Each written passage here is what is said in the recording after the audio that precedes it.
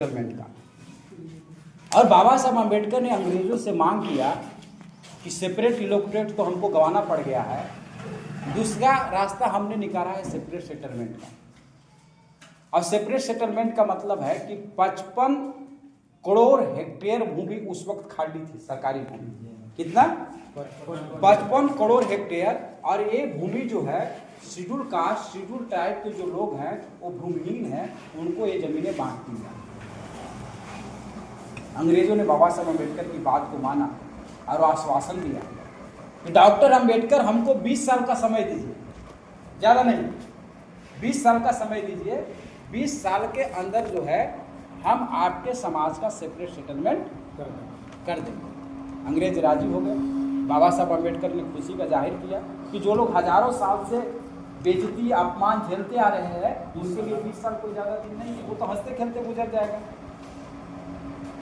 उन्हें 18, 19, 20 जुलाई 1942 को जब बाबा साहब शेड्यूल कास्ट फेडरेशन का सम्मेलन नागपुर में बुलाए, उस नागपुर के सम्मेलन में बाबा साहब अम्बेडकर ने इस बात को रखा कि हमने अंग्रेजों से दूसरा एक रास्ता निकाला है सेपरेट सेटलमेंट का।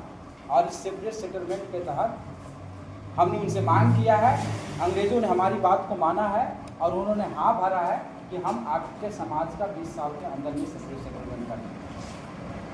लेकिन साथियों, हालात बदला, देश के हालात बदले। सेकेंड वर्ल्ड वॉर छिड़ गया। कब हुआ था सेकेंड वर्ल्ड वॉर? 1940 में, 39 में। और अंग्रेजों ने निर्णय ले लिया कि हमें भारत छोड़कर चला जाना है, हमें भारत छोड़ देनी है, क्योंकि भारत से जो रेवेन्यू जनरेट होता है वो रेवेन्यू जो है भारत का लॉ एंड ऑर्डर को मेंटेन करने में ही चला जाता है। हमको कुछ फायदा हो नहीं रहा भारत में राज करने से। ये जो पढ़ाया जाता है कि अंग्रेजों को भगाया गया, खदेड़ा गया, वो सब झूठी कहानी है। हालात ऐसे बिगड़ गए सेकेंड वर्ल्ड वॉर की वजह से कि अंग्रेज तो व्यापारी थे, बिजनेसमैन थे, वो बिजनेस करने आए थे। तो उन्होंने बोला कि जो रेवेन्यू जनरेट होता है, रेवेन्यू समझ रहे हैं ना, वो भारत के लॉ एंड ऑर्डर को ही मेंटेन करने में चला जा रहा है। तो इसी स्थिति में भारत पे राज करने से कोई फायदा नहीं है, भारत को छोड़ देना चाहिए। और अंग्रेजों ने निर्णय लिया कि हम अब भारत छोड़ के चले जाएंगे। 15 अगस्त 1947 को इंडिया इंडिपेंडेंट एक्ट के तहत भारत को ब्रिटेन की पार्लियामेंट ने आज़ाद कर दिया। अंग्रेज इस देश को छोड़कर चले गए। 1946 में ही पंडित जवाहरलाल नेहरू इंतरिम गवर्नमेंट के प्रधानमंत्री बन गए। पहला स्कीम फेल हो गया सेपरेट इलोक्ट्रेट का, दूसरा स्कीम सेपरेट सेटलमेंट का। अंग्रेजों के जाने के बाद पंडित जवाहरलाल नेहरू इस देश के प्रधानमंत्री बने। अब पंडित जवाहरलाल नेहरू के सामने बाबा साहब अम्बेडकर ने सेपरेट सेटलमेंट की बात आई। अब बोला कि अंग्रेजों से हमारी बात हुई थी सेपरेट सेटलमेंट का, अंग्रेज तो नहीं रहे, वो चले गए। अब आप इस देश के हुक्मरान हैं, आपसे मेरा ये निवेदन है कि आप हमारे समाज का सेपरेट सेटलमेंट कीजिए।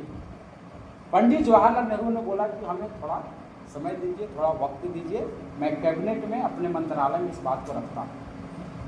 कुछ दिन बीत जाने के बाद पंडित जवाहरलाल नेहरू ने बाबा साहब अम्बेडकर को कहा कि डॉक्टर अम्बेडकर, मैंने बात अपने कैबिनेट में रखा था, अपने मंत्रालय में रखा था, लेकिन वो आपके समाज का सेपरेट सेटलमेंट नहीं करना चाहते। बाबा साहब अम्बेडकर बोले क्यों? बोले जो कैबिनेट है, जो मंत्रालय, उसमें तो ज़्यादातर उस समय राजा रजवाड़े ही थे, जमींदार ही थे, जो 500 बीघा का, 1000 बीघा का मालिक थे। उनका कहना है कि अगर इन दलितों का, इन अछूतों को अगर हम सेपरेट सेटलमेंट कर देंगे और ये 100 बीघा, 200 बीघा, 500 बीघा का मालिक हो जाएंगे, तो फिर हमारे खेतों में काम करने के लिए मजदूर कहाँ से आएंगे? हमारे खेतों में मजदूरी कौन करेगा? हमारे यहाँ गुलामी कौन करेगा? अगर इनको हम भूमि दे देंगे तो इन भूमिहीनों को भूमि दे दी जाएगी, तो इसलिए इनका सेपरेट सेटलमेंट नहीं होना चाहिए। बाबा साहब अम्बेडकर दुखी हुए और दुखी होकर बाबा साहब अम्बेडकर ने 18 मार्च 1956 को आगरा के रामलीला मैदान में भाषण दिया। और भाषण देने के बाद भाषण में बाबा साहब अम्बेडकर ने कहा कि मेरे आंदोलन से इस समाज में एक ऐसा तबका तैयार हुआ, पढ़ लिख कर, जो नौकरियों में आया, और मैंने उस समाज से उम्मीद किया था कि पढ़ लिख कर अपने समाज के लिए कुछ करेगा, अपने समाज के हक की लड़ाई लड़ेगा। लेकिन मैं ये देख रहा हूँ कि ये पढ़ा लिखा व्यक्ति समाज की लड़ाई क्या लड़ेगा, समाज की बात क्या करेगा, ये तो अपने ही पेट पालने में मशगूल है। ये तो अपने ही बारे में सोच रहा है और पेट पालने में ही मशगूल नहीं है। मैं जब दिल्ली में रहता हूँ तो कुछ पढ़े लिखे अधिकारी मेरे पास आ जाते हैं और कहते हैं कि बाबा साहब अम्बेडकर आपके कृपा की वजह से हमें नौकरी तो मिल गई, हमें पद तो प्रतिष्ठा तो मिल गया, लेकिन मलाई नहीं मिल रहा। मलाई तो उन लोगों को मिल रहा है जिनका इस देश में हुकूमत है, जिनका इस देश में सत्ता है। कृपया हमारी मलाई का भी प्रबंध करें, हमारी मलाई का भी व्यवस्था करें। बाबा साहब अम्बेडकर सोचते, बताओ ये पढ़ लिख के नौकरी में चला गया, इसको अच्छा खाना मिलने लगा, कपड़ा मिलने लगा, अब इसको इसका मलाई का पैसा। तो बाबा साहब अम्बेडकर क्या करते थे? बाबा साहब अम्बेडकर उस वक्त किसी बाबा साहब अम्बेडकर की तो सरकार थी नहीं, तो कोई मंत्री को फोन करते कि भाई थोड़ा देख लो, थोड़ा इसको देख लो।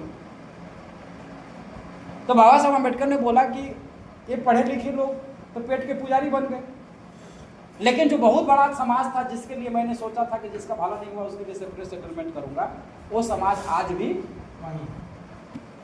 उसका सेपरेट सेटलमेंट नहीं हुआ। उस समाज के बारे में मुझे सोचना चाहिए। इसलिए अंग्रेजों ने सेपरेट सेटलमेंट नहीं किया, पंडित जवाहरलाल नेहरू ने मना कर दिया। इसलिए अब मैंने निर्णय लिया है कि अब हम खुद से अपना सेपरेट सेटलमेंट बनाएंगे। अब कैसे बनाएंगे? तो बाबा साहब अम्बेडकर उस वक्त लाठी लेकर चलते थे, लाठी का सहारा लेकर चलते थे। बोलते लाठी लेकर मैं चल रहा हूँ आगे आगे और तुम लोग मेरे पीछे पीछे आओ, हम अपने से अपना सेपरेट सेटलमेंट बनाएंगे। ये बात बाबा साहब अम्बेडकर 18 मार्च 1956 को कहा है और 6 दिसंबर 1956 को बाबा साहब अम्बेडकर दुनिया छोड़कर चले। बाबा साहब अम्बेडकर जो चाहते थे वो नहीं हो पाया। इस दर्द को, इस पीड़ा को किसी ने नहीं समझा। किसी पढ़े लिखे व्यक्ति ने बाबा साहब अम्बेडकर की इस पीड़ा को नहीं समझा।